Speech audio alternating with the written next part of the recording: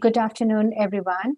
I welcome you all to a wonderful afternoon that we're going to spend together, where Dr. Arun Chokalingam is in conversation with Dr. V.I.Lakshmanan. And I just don't want to take any more time, and I invite our president, Dr. Vishwas Dekne, to just welcome you all to this event.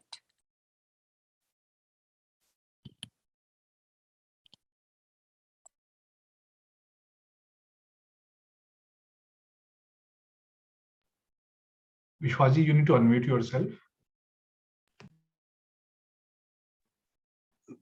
Hello, welcome to all the members of the IIT Alumni Canada and all our friends. This is a very rare and momentous occasion when we gather to felicitate and congratulate a person who is close to us and was recently announced by the Governor General of Canada will be invested as an officer into the Order of Canada.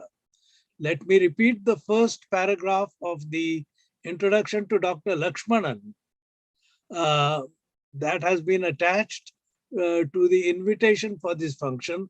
It's a perfect précis of Dr. Lakshmanan's career.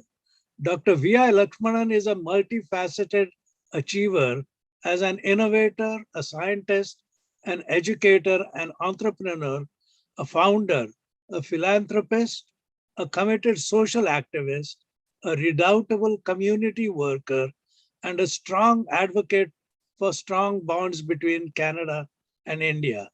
For nearly 5 decades, he has brought prestige to his Janma Bhoomi and Karma Bhoomi, as he describes India and Canada, and used his qualifications, ability, and talent for the greater good. He's a person who has made a difference in the lives of people in Canada, as well as in his profession. He's somebody that all people of Indian origin, particularly Indo-Canadians, will be proud of. And without wasting more time, I would now request Dr. Lakshmanan's longtime friend, associate, and co-author of their book on smart villages, Dr. Arun Chokalingam, who is a life member of the IITAC, to present Dr. Lakshmanan a bouquet and the IITAC Distinguished Indo-Canadian Award, which is being presented for the first time and for the only time so far. So may I request you, Dr. Chokalingam, to go ahead with the presentation. Thank you. Thank you. Thank you very much. Dr. Lakshmanan, on behalf of my colleagues from IIT Alumni Canada, the certificate comes as follows. IIT Alumni Canada is proud and honored to bestow the IITAC Distinguished Indo-Canadian Award upon Dr. Vaikuntam I. Lakshmanan, Order of Canada, for his contributions, outstanding career, professional accomplishments, and dedications to serving his community and the general public in Canada, and felicitate him upon his investiture to the Order of Canada for his philanthropy and his expertise in hydrometallurgy and business, which have greatly benefited his profession, community, and Canada-India relations. Signed by Vishwas Dekne, President, and Mr. Pankaj Agarwal, Vice President, on 27th of February, 2022. Dr. Lakshmanan, it's a great honor to give this certificate to you on behalf of IIT Alumni. Thank you very much. Okay. Thank you very much, friends, for organizing this event. I'm privileged that I have such good friends like you Thank you very much indeed. The journey continues. Thank you. Good afternoon, Dr. Lakshmanan. Thank you for agreeing to meet with us, the IIT alumni, this afternoon. First of all, congratulations for the highest civilian recognition by the Government of Canada by bestowing upon you with the Order of Canada at the second most prestigious honor as officer. Dr. Lakshmanan, you are a great inspiration to all younger generation, especially the Indian diaspora. You are shining in multiple spheres. Our IIT Alumni Canada friends admire your contributions, not only to science and engineering, but also in mentoring, promoting Indian culture, bridging Canada with India, and vice versa, and your philanthropy. For our audience to understand who you are and how much you have contributed and influenced millions of people, I would like to interview you with few questions, if you may allow. Thank you, Dr. Lakshmanan. To start with, you are a remarkable role model. I would like to share some highlights of your life journey with the audience. May I ask you about your early life? Tell us about your family, your childhood, growing up, and your education. And what made you choose major your field of study in which you got your PhD? Thank you very much. My fellow friends from the IIT Alumni of Canada, Vishwas and Vibaji, Ashrafji, and Tarun, all of you. It's very kind of you to consider holding this event. I really appreciate. We all belong to a community, what we call Canadians of Indian origin. And thank you very much for what you are doing. Well, we all know in life,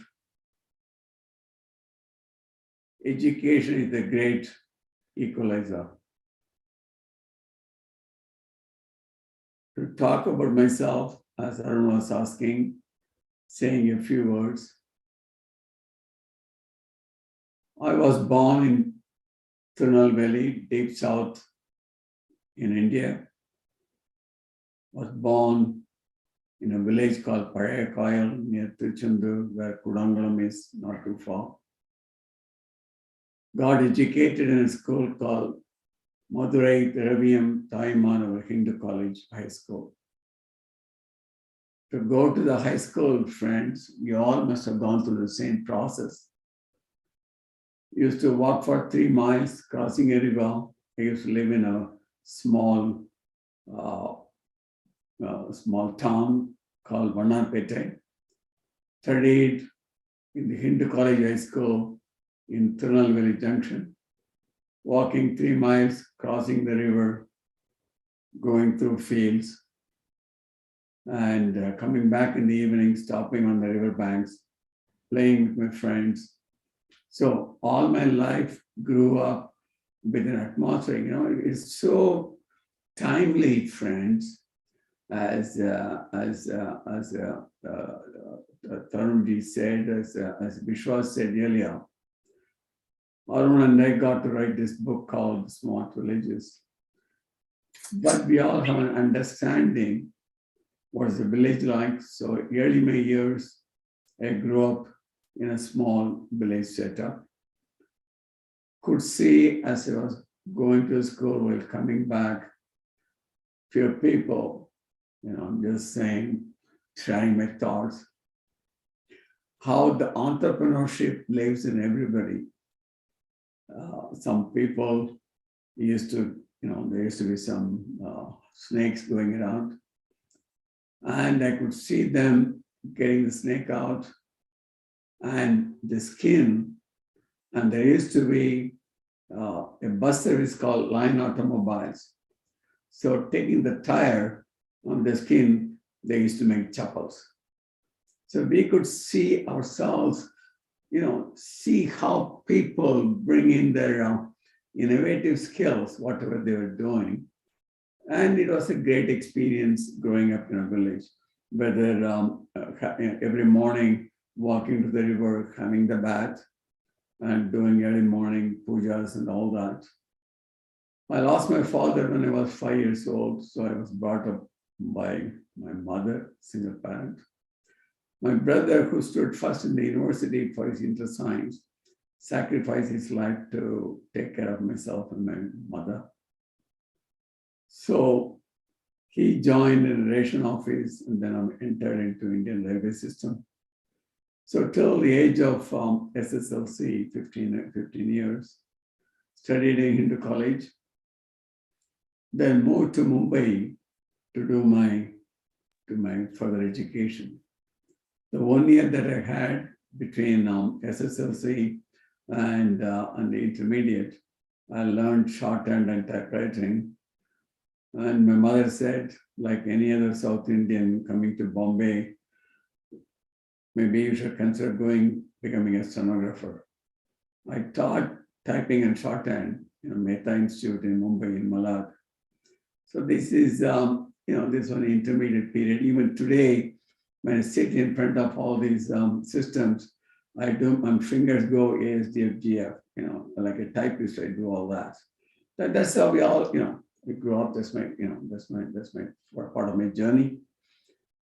And then, friend, it is so unique that after studying in Hindu college, high school, I did my college early couple of years in Khalsa College. Today, at the age of 81, when I reflect, it was a privilege that I got my early education at Hindu College High School, where people like C. Subramaniam and the Kamraj Nadar, I had an opportunity to receive some awards in their hands. Coming to Bombay, studying in Khalsa College, gave me, Bombay is a great city. People from different parts of India coming together. When I came to Bombay, I didn't know any Hindi, but I had to learn Hindi. And in intermediate in Bombay University, Hindi was a compulsory language. I used to understand Hindi. Somebody will translate to English. I will get my answer in English and then get back into Hindi, mug it up, and then go for the exams. But growing up in Bombay was a great experience. Bombay itself, she was receiving people from all over India. The passion to study, the passion to work. You could see going in the suburban train. I was at Nerel, between Kalyan and Karzat. Used to take a train at 6:30 in the morning, coming to Matunga, where Khalsa College was. Studying, it used to take 9:30, coming to Matunga, go to the college, study. Evening, take a train at 6:15 from Dadar, go to Nerel. So this was a journey that helped you to understand how important education is in life.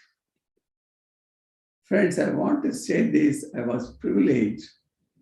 After doing my bachelor's, in Bombay University, I did PhD under Professor B.C. Halda. Halda studied under P.C. Ray and P.C. Sarkar. Got and worked under Glenn Seaborg in Berkeley. Friends, many of you are all highly educated, IIT and brilliant, the best of the best in India. And Professor Halda, he did his PhD under Glenn Seaborg. Seaborg is the guy who found plutonium 240. And that, you know what it is all about. So Halda came back to India, and he was offered a very senior position with atomic energy in Bombay. But he decided to become a professor at Bombay University. So I was privileged to study under him. I tell you, one of the best in India, Halda. Deep understanding of inorganic chemistry and nuclear chemistry. He himself found several isotopes while studying in Berkeley. And I had the privilege through him, Vishwas, got to meet Glenn Seaborg himself. Where Seaborg came to open plutonium plant in Trombay. Through Haldar's connection, Professor Haldar's connection, got to meet many eminent people. During the early years, friends, I'm 81, so I had the privilege of meeting the young minds who all got PhD in those years, coming back to India, joining in BRC, the best of the best.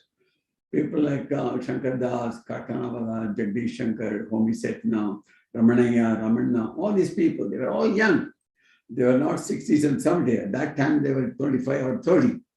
Studying in Bombay University uniquely gave me an opportunity to meet such brilliant people, and also from TFR, people like Konik and other people. I used to go to Trombay in Apsara and Cyrus, get samples irradiated, come and work at the nuclear lab at the university, do the work, whatever is necessary as part of my PhD, in a field what's called solvent extraction, looking at reaction mechanisms and all that. And studying in Bombay University, and having had the privilege of meeting such eminent people gives you aspiration how important education is. These people like Karkanavala, Ramana, B.K. Ayya, Homi Setna, H.D. Sharma. H.D. Sharma was another one. He was the head of the radiochemistry division of Baba Atomic Research. And Haldar, my professor, and Sharma were the two people who studied under Glenn Seaborg in Berkeley. And Sharma, H.D. Sharma, after spending time in BRC, he came to Waterloo as a professor. And Haldar stayed back in India. And I had the privilege of learning the fundamentals through such people like Haldar, who studied under P.C. Sarkar and P.C. Ray. These are all the giants in India, C.V. Raman in physics and P.C. Ray in chemistry. These people really, Rob in statistics, they're all the pioneers in India, what they did for all of us. And we got to, and we had the privilege because at that age, we had opportunity to meet such eminent people. The lectures, we used to go to Cattle Road because the TFR lab came much later. Initially, the facilities were at Cattle Road in Bombay, and people like C.V. Sundaram, he was dealing with vanadium, titanium, zirconium, and all the various things, specialty chemicals. So from Cattle Road, they moved to TFR, in late 60s, in early 60s. And for me, even today, friends, going to TFR those days was, like meeting friends purely in a Gurukula Vasha, that you meet such eminent people, opportunity to meet such people, that gives aspiration to move on in life with great research work. Ganguly was there, V.K. in isotope, Ramanaya in radiochemistry, and Ramana was there, H.D. Satna, he took over. Even today, friends, in 1962 or 63, I remember a friend of mine, in Matanga, all these BRC officers used to live in some apartments. So Balasundaram was working at a plutonium plant. The first day when he recovered plutonium in the PP, Setna was leading that, and Balasubramaniam was the project manager. And the first day when he recovered the plutonium, when he came home, in the whole group, we had many people from Atomic Energy together, Gopalakrishnan and Bharshyam and Ramasubramaniam, my cousin, Balasubramaniam. So we all celebrated this. I'm saying, we had the unique privilege and opportunity to see science, nuclear chemistry growing up in India. India is a leader today, but the infant years such brilliant people. Balasubramaniam later on, C.V. Sundaram went to become the director of Kalpakkam. After C.V. Sundaram, Balasubramaniam, who was the proton plant, went to Kalpakkam to become the director. Such brilliant minds, friends, early years. We should be very proud how we had visionaries like Baba and Sarabhai in the leading area. And of course, we also should talk about M.S. Swaminathan. These are all the leaders who helped India to become a world globally recognized player.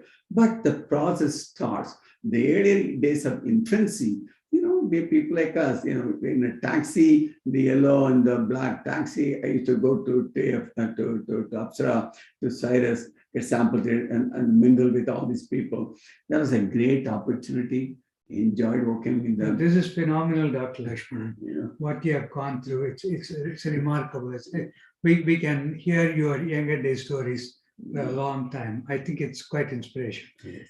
Dr. Lakshmanan, after your PhD, you got married and made the momentous decision to go to Birmingham University in UK. I will ask you more about Saradamma later. When was this? What made you to decide to go abroad?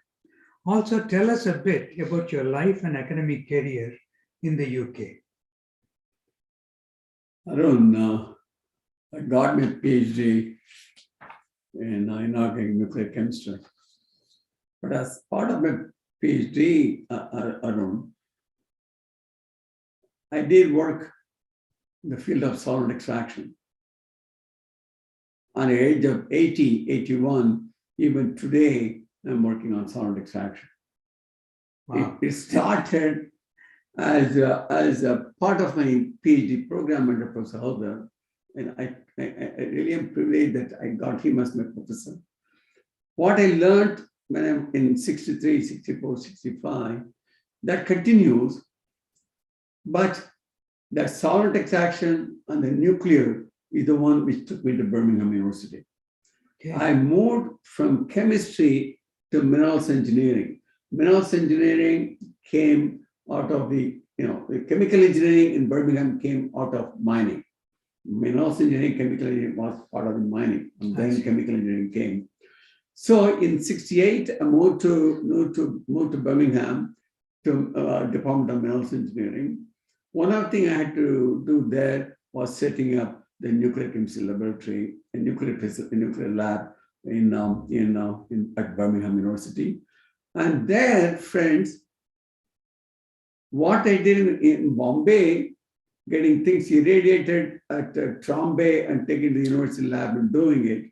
At Birmingham, I used to get samples irradiated at the Aldermaston reactor, Aldermaston close to Harlow, so closer to Oxford.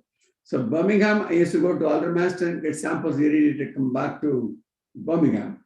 I set up a laboratory, nuclear, and using the short-lived isotope did what needed to be done. But I moved, that is when I moved from chemistry to engineering, minerals engineering. And there, Arun started learning what is called hydrometallurgy. And friends, in 68, 69, not only I went as a postdoc first, after a couple of years, the department offered me the lectureship. I taught hydrometallurgy for minerals engineering students at Birmingham University. So this was my journey moving from chemistry to engineering and getting PhD from Bombay University. Also Birmingham University, I was the first person with a PhD from Indian University to become a lecturer at Birmingham University. This I'm saying to friends. I went as a postdoc in 68, 69. Then 71, they appointed me as a lecturer at the Birmingham University. And there, not only doing research, but also taught to students, minerals engineering students, the field of hydrometallurgy. Fantastic, fantastic. Dr. Lakshmanan, when did you come to Canada? Did you consider going back to India or staying back in the UK? What made you to decide to come to Canada? It's a very loaded question.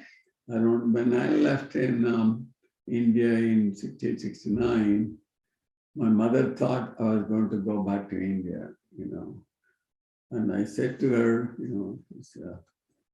that after my stay in Birmingham, I may come back to India. At that time, Haldar offered me K.C. Mahendra Chair of Nuclear Chemistry in Bombay University. This happened. That's a privileged position. In 70, So, but at the same time, a friend of mine, Gordon Ritchie from Canada, he met me in 71 in Holland, in Scheveningen, in a conference on salt extraction. He said, "Lucky, you wanted to come to Canada to work with me." Gordon Ritchie, friend, he's a pioneer in hydrometallurgy, a leader, a true leader. He was involved in the Manhattan Project when in north of in the Arctic, in Port Radium, where the first nuclear uranium mine, and he was working, recovering uranium in the in Port Radium, then moved to Uranium City. So God did say in 1971, the Salt Extraction Conference in Scheveningen, said, "Lucky, you wanted to come to Canada, come and work with me." He was working at Mines Branch in Booth Street in Ottawa, Department of Mines.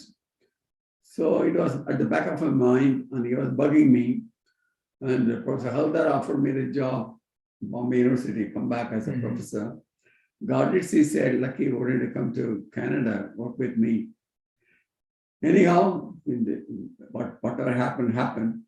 So came to Canada to work at the Mines Branch in Booth Street in Ottawa. In 1974, I moved from England to Canada, and people were saying, "You have a faculty person in Birmingham, why would you leave Birmingham and come to?" But some of my friends had come to Canada. They worked for Noranda. They were working at Valdor and continuous smelting and technology developed, in Canada. So Barry Bailey came. After Barry Bailey and Dave Reeves, I was another guy from Birmingham, moved to Canada. Canada is fortunate to get you, and she's really indeed very lucky. Dr. Lakshmanan, the audience who are listening today, we are primarily made up of engineers and scientists by training. Would you like to know the details of professional life? They would like to know the details of professional life in Canada. I understand that you had the opportunity to go to far places to reach like Noranda in Canada as part of your job. What were some of the highlights of that period? Because people hear about it, nobody has gone there, and we are all city dwellers. I tell you, this God's country, Canada, is amazing. Today, in digital technology, many come, they live in Toronto or Montreal or Vancouver. But somebody like us, we had the privilege of, I worked in Uranium City, north of Lake Athabasca, for Eldorado Nuclear. Today it is Cameco. I had taken people to Ekati Mines in Nunavut, Paul O'Culloch, the premier of Nunavut, brought a bunch of people from Bombay, diamond cutting and polishing people. We had some ideas and some ideas of taking the diamond from Canadian mines, cutting and polishing in India, making jewelry, and any margin that you come, we share, both parties. So six or seven senior people from diamond mining companies came here.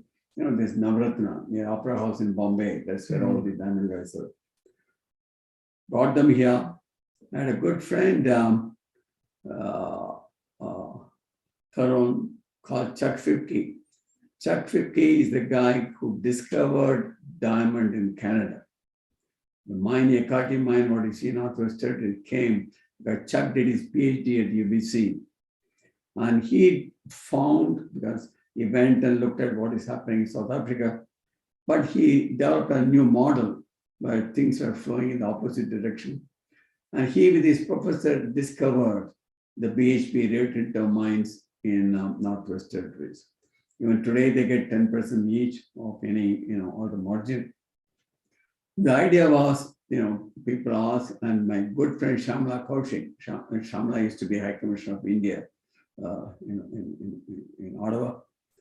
So we had some thoughts. I spoke to my good friend who was a deputy minister in Ottawa.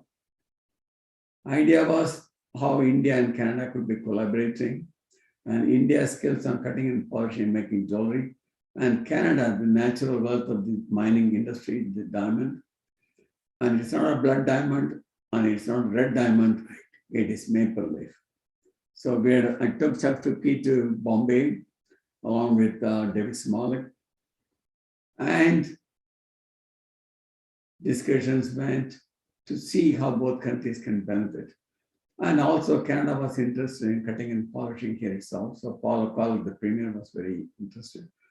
So we initiated some discussions, and whatever reason it is, it didn't come to completion because for business reasons, things couldn't go any further. But I must say this, Arun, because mining industry, mines cannot be put to cannot be brought to Toronto or Vancouver. Mines are where they are. And what you need to do is work in the mine. And a guy who was born, Vibaji, in Tamil Nadu, deep Tirunelveli, working at a uranium city in north of Lake Athabasca, going 4,000 feet underground. Underground, it is inside. When you go, it is warm. But when the cage, when you come up, it is minus 30, minus 40. When I was working in uranium city, friends, I'm a pure vegetarian. And the pizza will come from Edmonton. I'll go to the runway at the uranium city, collect the pizza, take a small pie. At that time, there was no microwave, and keep it, in the room. Take a small piece, as long as I could. In a camp, a mining camp, as a vegetarian, life was not that easy. It was challenging. Only thing I accepted was eating egg. So it is scrambled egg or omelette or boiled egg, and a salad. Salad, if you see some strange pieces, take it out and throw it and have it. So it was a great experience working with mining industry. Enjoyed it, got to know people. I feel very proud, Vishwas. The experience working in the mine or in Port Hope in the refinery. In the world, there were only 4 refineries at the time. There were two in US, Allied and Carnegie, and 1 in Canada, Eldorado Nuclear, and BNFL in the UK, and of course 1 in France. There are 5 in the free bulk. And it was a unique experience making UO2 for CANDU reactors at Uranium City, or UF6 for American and the European market. It was a great experience working with companies like Noranda, Eldorado Nuclear. Today, Eldorado Nuclear is chemical. I had a unique opportunity to see the great country Canada, not alone with in the big cities closer to the border, but also working in places like Uranium City, working up north in Ontario, working in the uranium mines, gold mines. Great opportunity. Then, of course, working at Ontario Research. That's fascinating story. Dr. Lakshmanan, when did you make the big switch from a career professional to an entrepreneur? Tell us the background of the decision to establish Process Research Outlet. Looking back, what are some of the most satisfying moments of your entrepreneurial career? As an addition, how faith plays an important role in your career on your life journey? I think you made a very great comment, the statement on faith. Friends, so this is an event with IIT Alumni. I don't want to drift into something else, but I just want to share a thought. When President Kalam wrote the book on Vision 2020, he had sections on healthcare, education, and then IT, and then critical metals and all that. He had 5 sections. When he met Swami Pramukh Singh Maharaj, Babs, he asked him, Swamiji, I've written this Vision 2020 for India, under the guidance of Prime Minister Vajpayee. He said, I'm still not fully satisfied with what I've done. Can you say something? Pramukh Maharaj said, Kalam Sahab, make sure people have faith in God. And also they understand spirituality. But you need leaders. Leadership needs faith. Leadership needs an understanding of spirituality. Together, you'll have opportunity to raise great leaders and then serve the country and serve the community. Well, Arun, faith is very important in life. It's not getting up in the morning, going to work, earning your salary, and leading your life. Faith is a rock. You got to have that faith to conduct yourself. So not alone you learn to buy grocery, but also have a faith to behave, conduct, and move. So you asked a very powerful question. I can be talking on this for a long time, and I'll leave there. But you asked the question about the entrepreneurship. Friends, after leaving the mining industry, I went to work because I was called with a job in Ontario Research Foundation. ORF was formed 50% contribution from Government of Ontario and 50% from CMA, Canadian Manufacturing and Exporters Association. The objective was developing technologies to make Ontario competitive. During those years, it was formed in 1926. The idea was to help the industries in Ottawa, industries in Ontario, to become competitive. During those years, the industries were primarily resource-based, agriculture, mining, and forestry. And students from University of Toronto, Ontario universities were taken there as postdoctoral fellows and trained them to give them the skills to adapt and go back to industry. But it so happened, a postdoc stayed back in Ontario Research and became a big organization of 450 people. During those years, it was the largest research organization in Canada after NRC.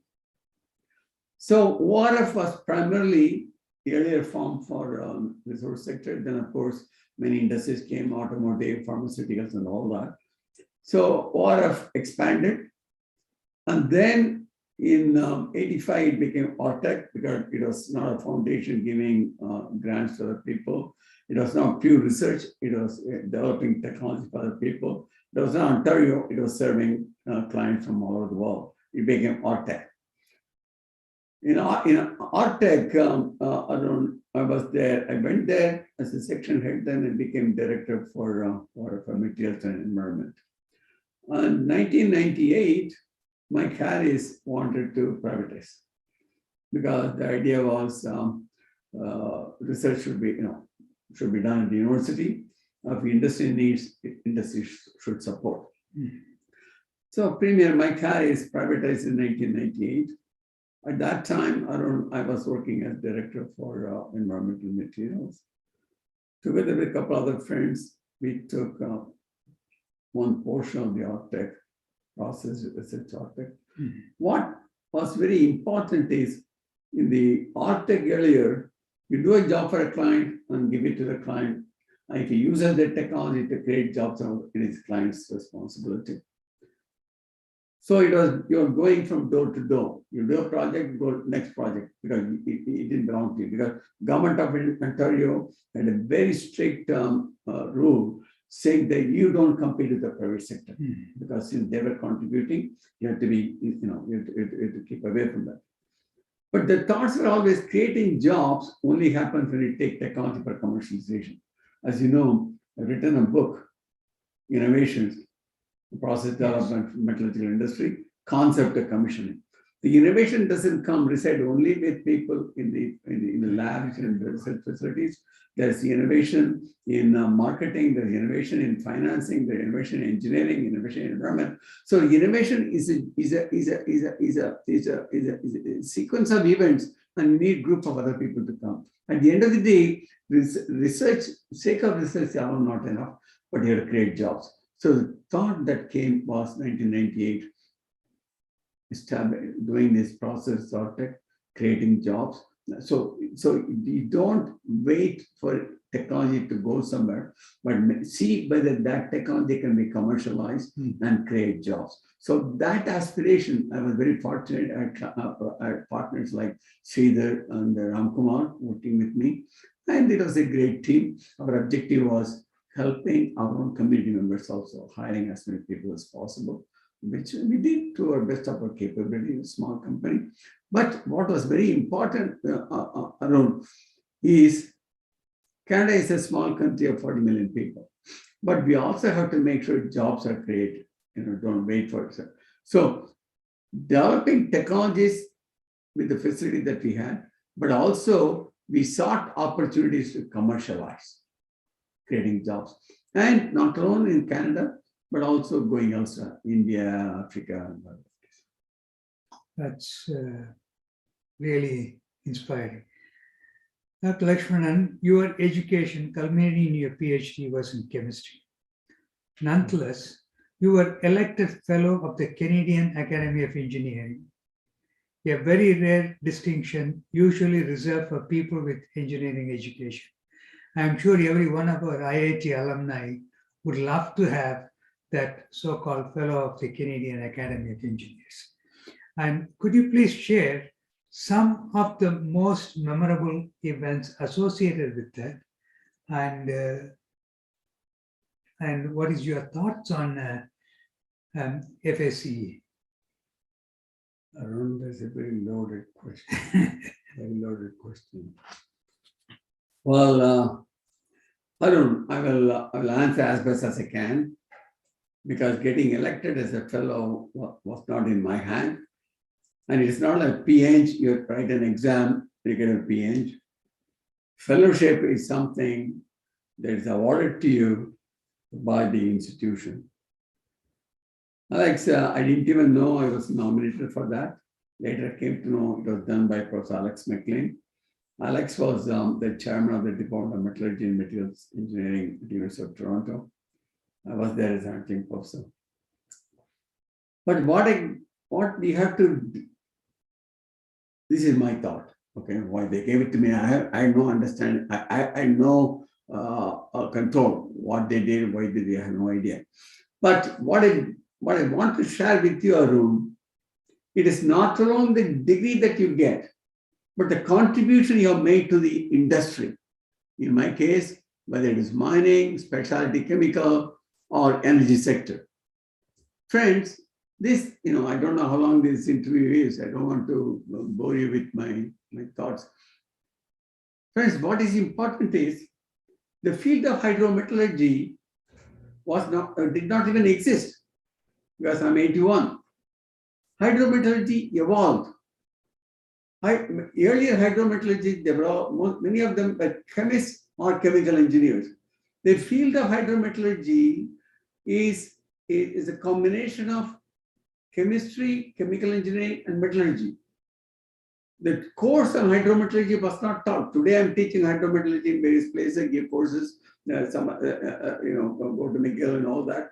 But those years, there was no course on hydrometallurgy. It all people learned through the skill. I said about Gordon Ritchie, he's a chemist. Alan Ashbrook is a chemist. Dougie Flood is a chemist. Dougie Flood in England, and Harvard, Alvin McCoy, chemist. But they all developed. The nuclear industry grew because of most of the contribution from the chemists, and then of course working with chemical engineers. But so the hydrometallurgy, Canada is the leader in hydrometallurgy. Whether you talk about Sherritt or whether you talk about El Dorado Nuclear, today it is Cameco. Canada is a global leader, But people who develop the technology, be it for elder nuclear or share it, all the separation of cobalt, nickel, and everything else, we are the world leader. And uranium, Canada, a small country of 40 million people. Today it's 40 million. When I came to Canada in 1974, Canada's population was 19 million. So we have doubled up. With this small country, one in the 5 refineries in Canada, many hydrometallurgists participated. So today, people study nanotechnology in Waterloo or whatever it is. Nanotechnology basically is a combination of chemistry, chemical engineering, and materials. And you've got mechatronics and all coming out. So technologies are evolving. So if you ask me the question, how did you get whatever it is? Somebody gave to me, but hydrometallurgy as a discipline did not even exist. But what you contribute, the flow sheets, the flow sheets that developed for Key Lake, flow sheets developed for Midwest, or gold industry, these are all developed by me, I don't say me, but the group of people working with me. And then working with the Hatch or Kilburn or whatever it is, and then commercialized. We did that. So it is, today, that's why the book I wrote, Springer published, a concept of commissioning. Yes.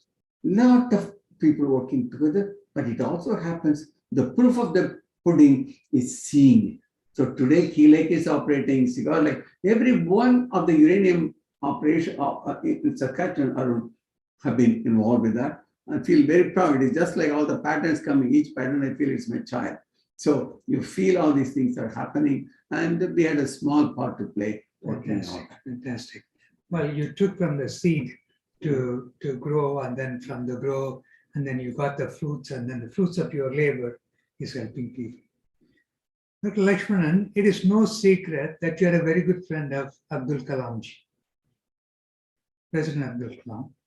In Tirukural, there is a very nice couplet which goes as Kattore Kattore Kamuruvar, which means one learned person would love to be friends with another learned person. So how did you meet with President Kalamji? There must be some interesting anecdotes during your interactions. If you could, please share one or two of those events, which our colleagues will be enlightened with those events. Even today, I feel I'm blessed that I got to know our late President Kalam. And was lucky to get to meet him.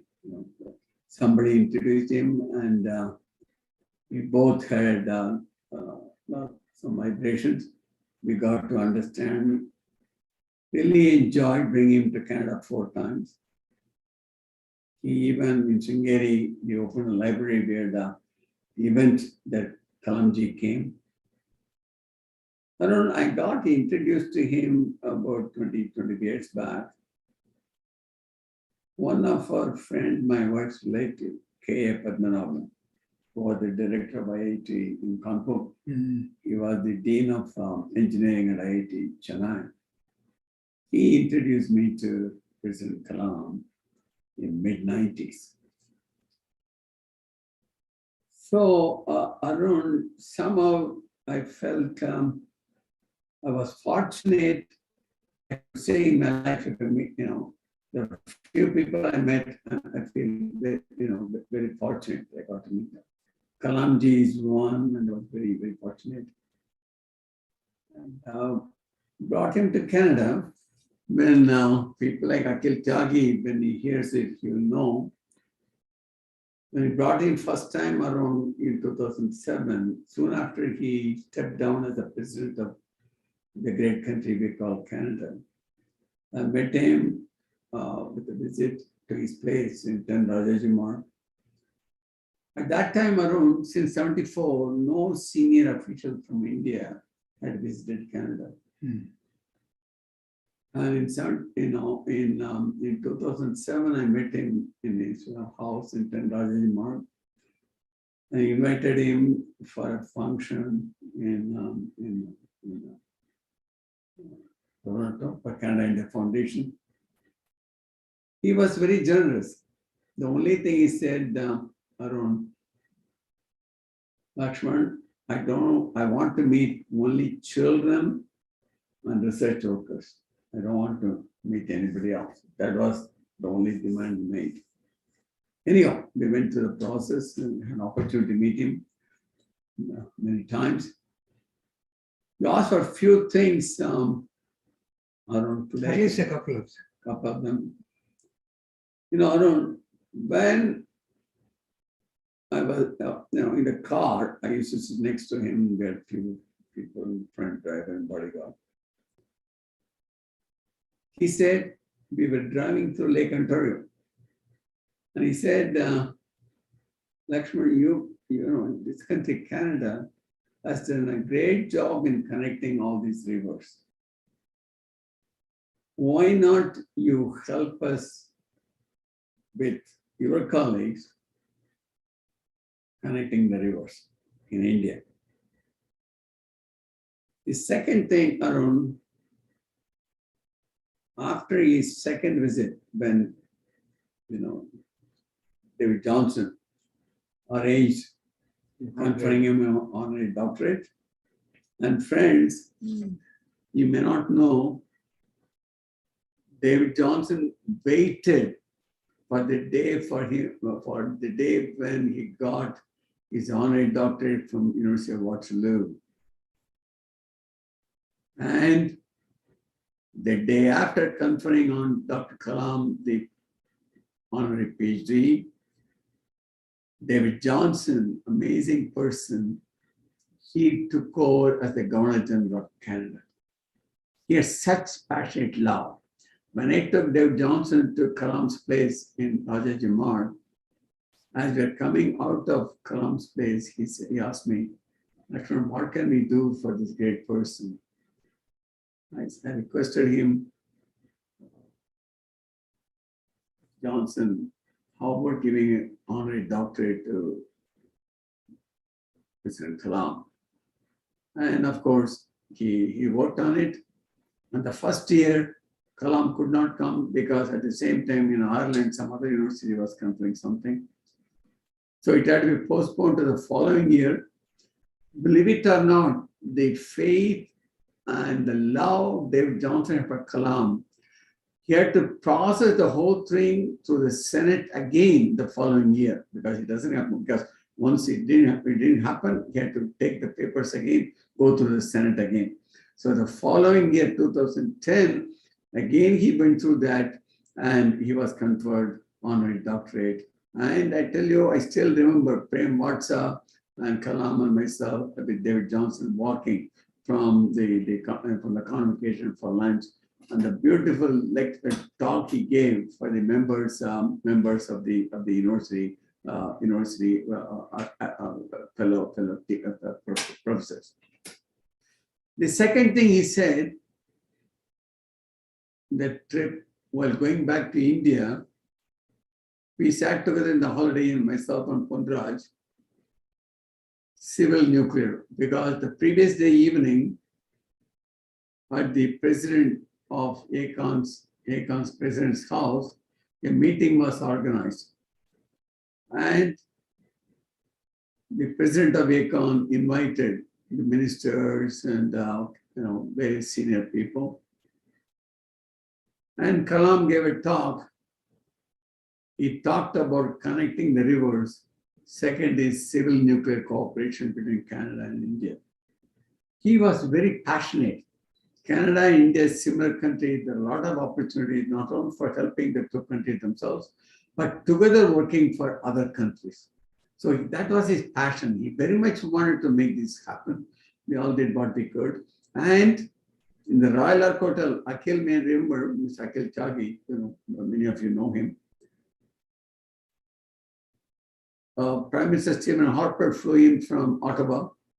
We had a meeting in Royal Arc Hotel. We had a Canada India Foundation gala, a few hours later. Prime Minister Harper and President Kalam, Narayanan, myself, Ranjit, so made sure we had a meeting at the top of Royal Arc Hotel. And I asked for the first time with President Kalam to steer Prime Minister Harper. This was 2007. It will be very helpful if Canada and India, democracy, together developing technology, sharing our thoughts on civil nuclear, working together. And the Prime Minister said, Doctor, give me some time. Friends, in 2010, when Prime Minister Manmohan Singh came, the civil nuclear was signed. Yeah. So together, friends, and it was a privilege. We had an opportunity to work with President. Thank you, sir. Thank you. I have a little experience with President Abdul Kalam. Was able to nominate him for a doctorate, a honorary doctorate, a Simon Fraser. Exactly what he said. The year I wanted him to come in 2009, he could not come. But the following year, 2010, he came and he was awarded. I think he's a remarkable individual. I'm looking at the time and we are going to be careful. And I still have a few questions to ask you.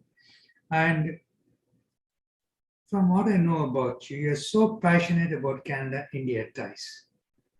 You hosted many scientific conferences involving scientists in different areas, ranging from energy to mining to finance and finally to health. You have also enabled many Canadians and Indian businesses to collaborate. What motivates you to do all of this so tirelessly? Year after year, something or other. Well, Arun, your questions are all pretty heavily loaded. We can talk for hours. Arun, what is very important is giving and sharing. The conferences give you a unique opportunity to share your thoughts, exchange your ideas, and see what we can be doing between the countries, between the communities, and between the working technologies, entrepreneurs, individuals. So I was fortunate. I had opportunity to be working with a great institution called Canada India Foundation. Tirelessly, they supported me. I just dreamed, but they had believed in me. They supported me. They gave me good friends like Kalyan Sundaram and Arun Chakalingam. You yourself cannot do anything in this world. And you need to have good, committed, close friends who believe in the cause and they want to work with you. And I'm blessed. I had such wonderful friends like Arun Chakalingam and Kalyan Sundaram, Satish Thakur, Ajit Someshwar. These are all wonderful people, Ramesh Chotai, Bar Jahan. They all work with me. This is not an effort of one person. It's a team working. Arun, I'm blessed. I had an opportunity to work with Canada India Foundation, and it gave me opportunity to work with. Also, University Health Network on the healthcare conferences, and good friends in India also who could come support. And Government of India and Government of Canada, Government of Ontario. So no one should feel, I feel humble. It is not that me doing. I was fortunate. I had good friends in all these places who believed in the cause and worked and make it happen. And together we all learned a lot more. Well, sir, you are a dreamer and you are a prime mover. We are all privileged to work with you.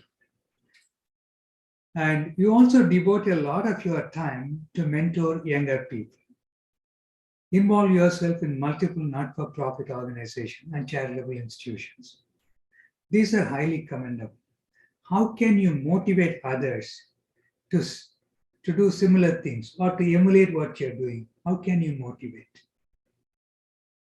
Well, when the cause is good, Arun, when what you're doing, if it inspires people, then people will come and work with you. And what is important is you have to believe in yourself in the cause. They have to feel you are convinced and you want to do it, and then bring the people. And to children, it is our duty to, tell them, in life, what is very important, I want to keep saying everywhere. You yearn to make a living, but you give to build a community. To our children, when they see you giving, they also want to give. When you are involved as along with them, providing help, they also want to help. We saw that during the COVID time at Sringeri, they got youth group and they want to help the people, whether, dropping food in Canada Foundation. They went door to door, whether hospitals or police. What is important is learning to give. And what is important is children learning that at an early age. That is very, very important. And we have to inculcate those principles in our children. And the greed and need, people have to be able to understand. And we need to tell our children how important it is that you make sure the need gets looked after, but we have to make sure you share and give. And that idea has to be given up. So it's very, we are very blessed. Great children in Sringeri they are doing, in BAPS they are doing, in Vishnu Mandir they are doing, and of course Canada India Foundation. So together, what is important is understanding to give that around for children and sharing your experience. If you are 81 years old, you made a lot of mistakes. Make sure that others don't make those mistakes and sharing those thoughts. Thank you, sir. Thank you. Vishwas ji and Vibhaji, with your permission, I got two more questions to ask him, and then the floor will be Vibhaji's. Is it okay to continue? Absolutely, absolutely. We just don't want you to stop, actually. I'm turning something different now. Your dedicated partner through your life for more than 50 years has been Saradamma. We admire her as much as we admire you. She is an incredible companion for you throughout your life. We would love to hear from you about your long companionship with her. Arun, she's an amazing person. She's a rock. When I was doing my PhD, she was a professor in Chennai. She taught in Stella Mary College and the Queen Mary College in Chennai mathematics. She earned more money than I did. We went to England. She did a master's.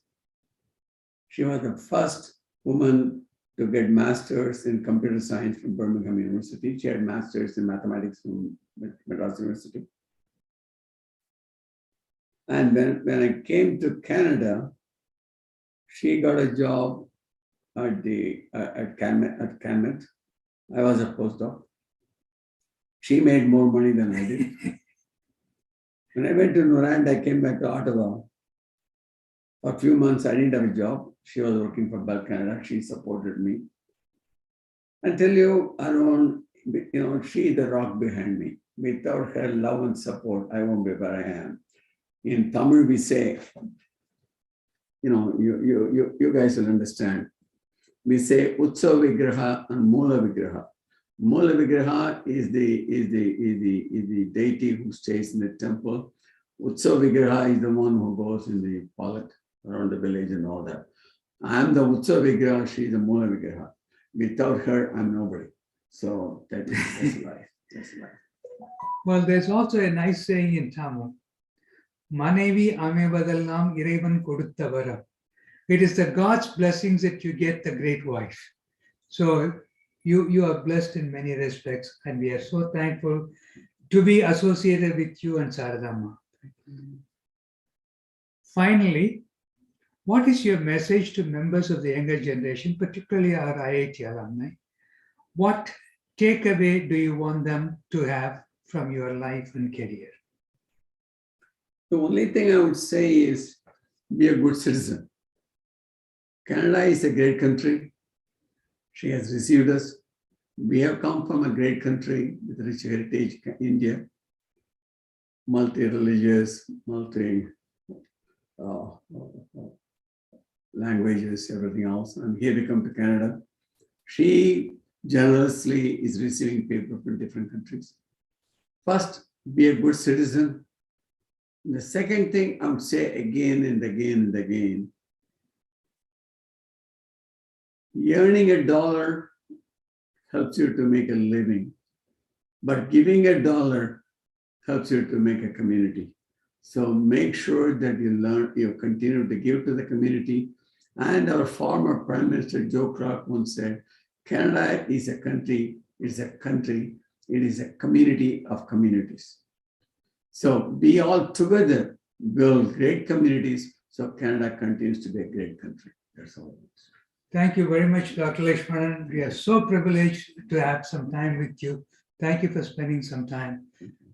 Vishwasji and Bibaji and all members of the IIT board, thank you for giving me the privilege and opportunity to interview this remarkable individual for the last hour or so. Thank you for the opportunity. You're most welcome, and thank you so much for bringing out so much insight from Dr. Lakshmanan. And I mean, I'm spellbound.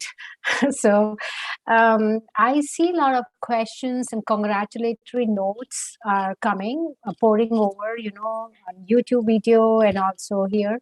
So first of all, let me convey everybody's congratulations and best wishes to you, Dr. Lakshmanan.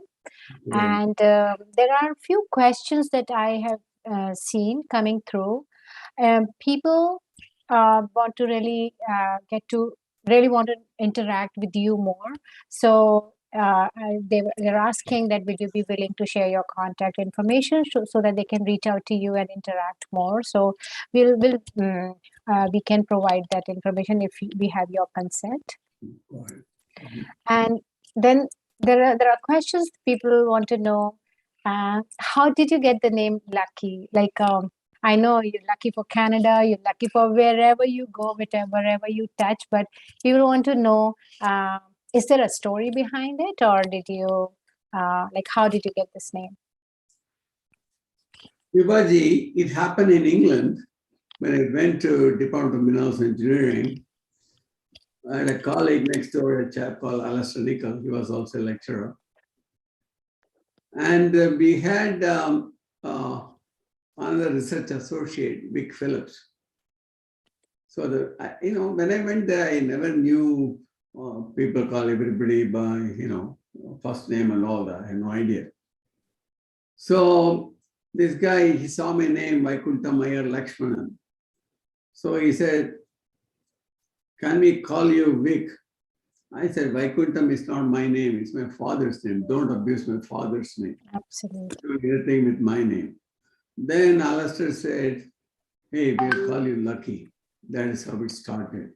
Because I didn't want these guys to be calling me as a Vic and whatever it is. So it all, it was casual, but it stayed. Even today, Vivaji, when I was working for Eldorado Nuclear, as you know, it's a classified, whatever it is.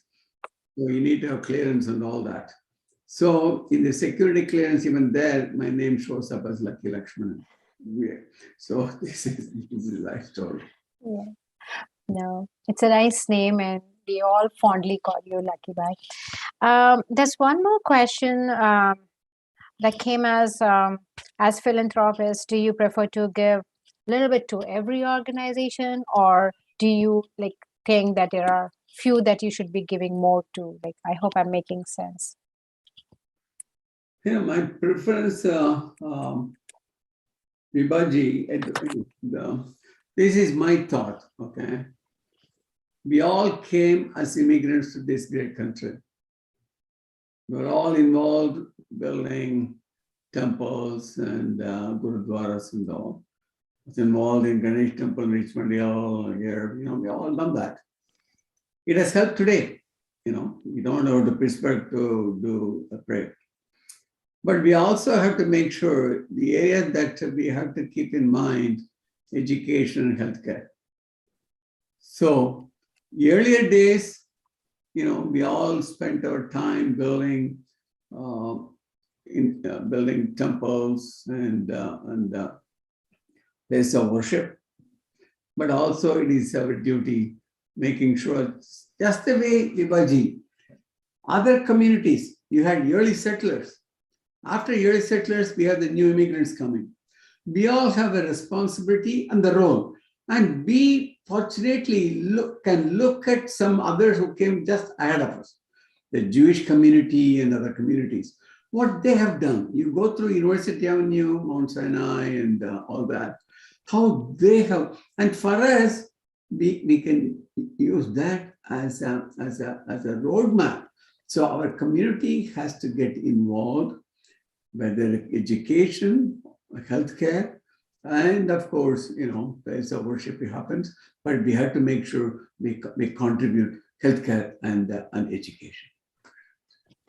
Thank you so much. I have a question actually for you, and I've been listening to you, and I know that, you very rightly said that innovation is a sequence of events, and no one single person can do it. It requires a team to achieve, right? So I always feel that, the technical education, the subject matter expertise can be learned, but can you put some spotlight on some soft skills? And this will be, for learning. I know when as I am growing, still as I'm growing in a profession and in my personal life as well, I am like every day adapting to the changing environment and like bringing change to my soft skills. So can you for the sake of younger generation and and the new immigrants who are trying to be successful in this new country where they are coming, or younger generation trying to make their career and trying to be great leaders, so, and especially for a leader, what are the soft skills that are required? Vibaji, as you know, universities teach science, engineering, and today, business administration. But Vibaji, always there has to be a fire and passion in yourself. There was a time in 68, 68, 67, my wife's brother, Mrityunjay Atreya, came to give a lecture in Bombay, in Boat Club. And he gave a lecture on management. At that time, somebody like me had no understanding there was a discipline called management. So I just couldn't, but it's evolving. But what is important, Vibaji, is to believe, when you start industry, of course, simple things, people say communication skill has to be there, you've got to express yourself, written, spoken, and all that. More than anything else, identifying people you can trust to become your partners, and also making sure you believe in what you are going to be doing, and don't put good money into bad money. You can never do anything because you love it. No. Can you make it happen? And for that, don't believe you have all the skills. Assemble people with appropriate skills and then start. So there's a lot we can learn, but what is important is you have to believe the business you want to do, and you will be making mistakes. You must be able to stand up again and go. But you are doing business as a hobby will never succeed. You have to believe in it. That's all I would say. There's no science in it. And yeah. Oh, thank you. That's amazing. And that's really inspiring. I have a question from someone. What is the one thing that you have seen happen in your lifetime that you thought would take far longer to happen?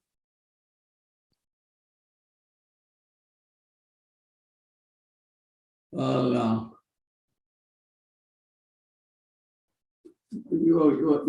this again is a good question.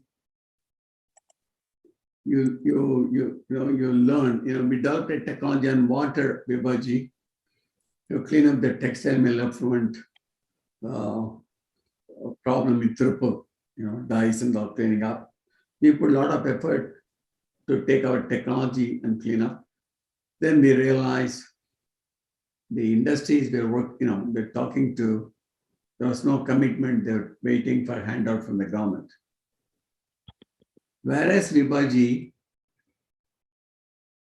we developed other technology. We were working with a major Indian company. And that company believes into commercialization, not solving for the sake of solving, but also growing with that and making it happen. But when we went to Tamil Nadu for the textile mill effluent, we were pushing technology for them to accept and do it. Whereas the other one, what you had developed for strategic materials, and the industry we are working with, they equally believed in what we are offering. So it was not a technology push, it was a technology buy. And that made me very happy. Together we were able to take it forward. Just an example. Amazing. Thank you so much. Thank you. I think with that, this brings us to the end of the questions. I see no more questions now. And really, really amazing conversation that we had here today. And can you, afterwards, can both of you stay online? We're going to have a picture. But let me first, hold a vote of thanks and also acknowledge the contribution of those who have worked hard to make today's afternoon a success. So on the behalf of the entire board of IITAC and also on behalf of our esteemed attendees, I extend heartfelt gratitude to Dr. Lakshmanan and congratulate him on getting the Order of Canada. Dr. Lakshmanan, thank you so much that you've taken out time from your busy schedule to grace this event. And we had the opportunity to hear about your journey and experiences, which has certainly enlightened our minds and will definitely guide our future endeavors. I know for sure about myself and also about our younger generations. So, and I also want to thank Dr. Arun Chokalingam, because without him, this event would not have taken this shape. Thanks again, Dr. Chokalingam, for such a generous and intellectual contribution. You both inspire us. I'm grateful to all participants who worked hard behind the scene, coordinating the content or maybe ironing out the technical details of the program. And sincere thanks to all the attendees for being with us today and participating actively. So with that, I wish you all a great rest of the day. Thank you so much. Thank you, everybody. Thank you. I think the people on Zoom will stay, right?